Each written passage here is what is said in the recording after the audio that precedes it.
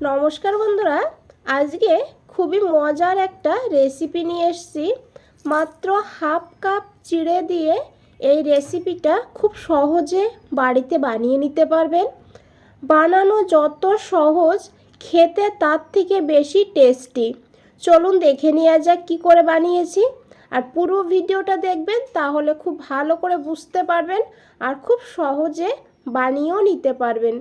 তো এই রেসিপিটা বানানোর জন্য আমাদের লাগবে চিড়া। এখানে হাফ কাপ চিড়ে নিয়েছি আমি। আর চিড়েটাকে একটা বাটিতে নিয়ে নিতে হবে। আর তারপরে দিতে হবে জল। জলটা দিয়ে খুব ভালো করে চিড়েটাকে ধুয়ে নিতে হবে। দেখুন, ধুয়ে নেওয়ার পর এইভাবে চিড়েটাকে রেখে দিতে হবে। সামান্য একটু জল রাখতে হবে, চিড়েটা ভিজে ফুলে যাবে তার জন্য। আর এই চিড়েটাকে এখন সাইডে রেখে দিতে হবে। আর এদিকে নিয়েছি দেখুন দুটো পেঁয়াজ, মিডিয়াম সাইজের, একদম ছোট করে কেটে নিতে হবে। আর তার সঙ্গে নিতে হবে একটা আলু। আলুটাকে গ্রেট করে ভালো করে ধুয়ে তারপরে জল থেকে তুলে নিতে হবে। আর তার সঙ্গে নিয়ে নিতে হবে একটা গাজর গ্রেট করে। আর নিতে হবে এখানে ক্যাপসিকাম কুচি।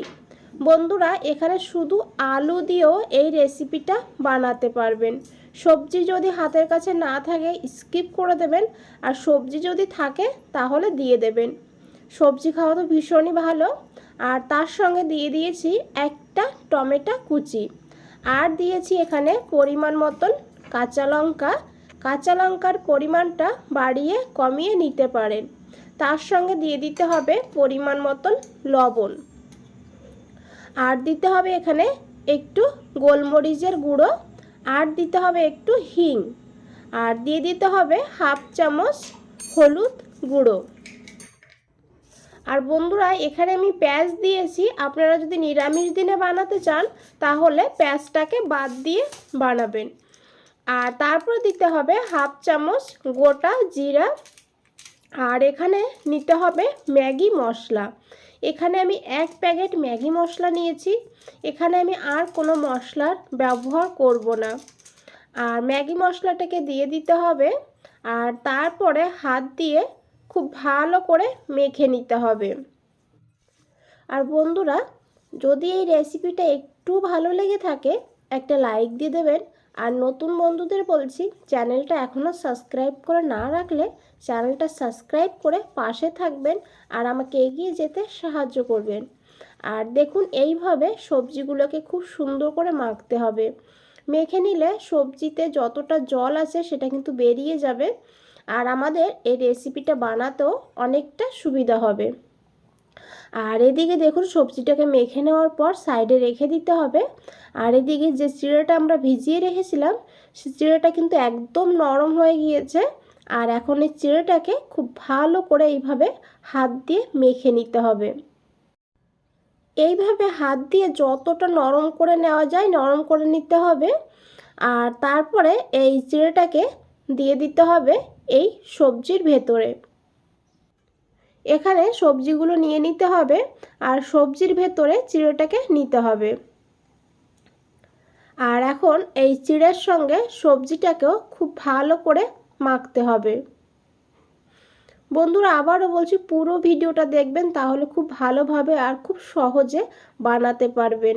আর খুবই সহজ একটা রেসিপি, সাধারণ একটা রেসিপি, কিন্তু খেতে অসাধারণ হয়। এইভাবে মেখে নেওয়ার পর এখন এখানে দিতে হবে ধনেপাতা কুচি। আর দিয়ে দিতে হবে এক চামচ সাদা তিল। সাদা তিলটা থাকলে অবশ্যই দেবেন, খেতে অনেকটা বেশি ভালো হবে। আর তারপরে এখানে দিয়ে দিতে হবে এক চামচ তেল। এখানে সাদা তেল নিয়েছি আমি। আর তেলটা দিয়ে এখন আবারও খুব ভালো করে এটাকে মেখে নিতে হবে।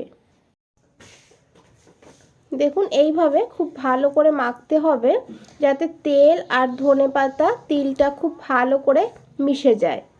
আর তারপরে এখানে নিতে হবে বেসন। এখানে হাফ কাপ বেসন নিয়েছি। বেসনের জায়গায় আপনারা গমের আটা না হলে এখানে ময়দাও নিতে পারেন।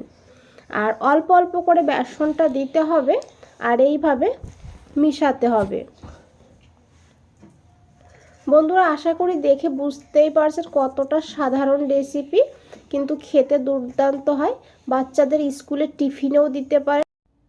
আর আশা করি দেখে বুঝতেই পারছেন কতটা হেলদি এই রেসিপিটা। দেখুন বন্ধুরা এইভাবে খুব ভালো করে মেখে নিতে হবে। আর মেখে নেওয়ার পর এটা দেখুন এইভাবে হাতে কিছুটা নিয়ে এইভাবে কাটলেট শেপেও বানিয়ে নিতে পারে, আর তা না হলে এইভাবে ছোট ছোট করে চপের মতনও বা পাকোড়ার মতনও বানিয়ে নিতে পারেন। আর এখন এই ব্যাটারটাকে সাইডে রাখতে হবে। আর এইদিকে নিয়ে নিয়েছি তেল। এখানে কিন্তু খুব বেশি তেলেরও প্রয়োজন হয় না, বড় চামচের 2 চামচ তেল নিয়ে নিতে হবে। আর তেলটাকে ভালো করে গরম করতে হবে, আর গ্যাসের ফ্লেমটা মিডিয়ামে রাখতে হবে। আর তারপর এইভাবে একটা একটা করে এই কাটলেট দিয়ে দিতে হবে। আর এক সাইড ভাজা হলে তারপর এটাকে উল্টাতে হবে, আর খুব বেশি টাইমও লাগবে না ভাজতে। আর দেখুন এইভাবে উল্টে দিতে হবে। আর এখন গোল্ডেন ব্রাউন হওয়া পর্যন্ত এই কাটলেটগুলোকে ভেজে নিতে হবে। বন্ধুরা অসাধারণ লাগে খেতে, একবার হলেও বাড়িতে বানিয়ে দেখুন।